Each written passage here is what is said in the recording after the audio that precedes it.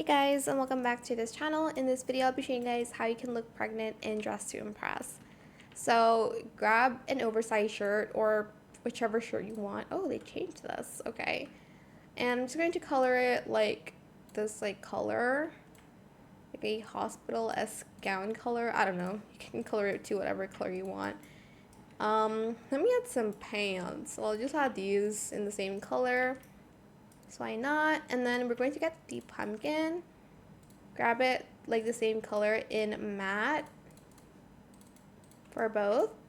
And then if you want to add an extra bit of pizzazz, you can also get the like teddy bear or this maybe. Can't even show. I mean, okay, maybe not this one. Wait, where is the bear one? I don't remember where anything is, if I'm being honest. Okay, let's do the third toggle and just like have a bit like a teddy bear in whatever color you want. I don't know. It's up to you, obviously.